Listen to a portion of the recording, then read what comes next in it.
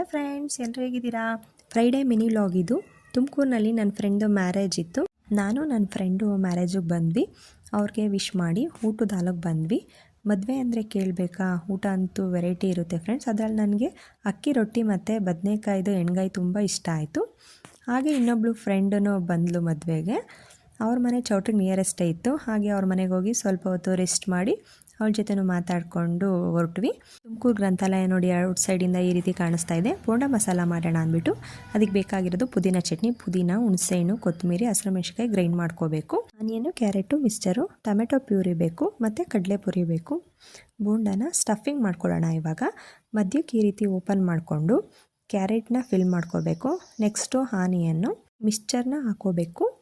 Next ಪುದೀನ ಚಟ್ನಿ ಮಾಡ್ಕೊಂಡಿದ್ದೀವಲ್ವಾ ಅದನ್ನು ಹಾಕ್ಕೊಂಡು ಟೊಮೆಟೊ ಪುರಿನ ಹಾಕ್ಕೊಂಡು ಅದ್ರ ಮೇಲೆ ಕಡಲೆ ಪುರಿನ ಹಾಕ್ಕೊಂಡು ತಿಂತಾಯಿದ್ರೆ ಸೂಪರಾಗಿರುತ್ತೆ ಫ್ರೆಂಡ್ಸ್. ರೆಡಿ ಆಯಿತು ನೋಡಿ ಬೋಂಡ ಮಸಾಲ. ಈ ರೀತಿ ಒಮ್ಮೆ ಟ್ರೈ ಮಾಡಿ ಫ್ರೆಂಡ್ಸ್, ತುಂಬ ಚೆನ್ನಾಗಿರುತ್ತೆ. ವಿಡಿಯೋ ಇಷ್ಟ ಆದರೆ ಪ್ಲೀಸ್ ಒಂದು like, share, comment and subscribe ಮಾಡಿ friends. Thank you for watching.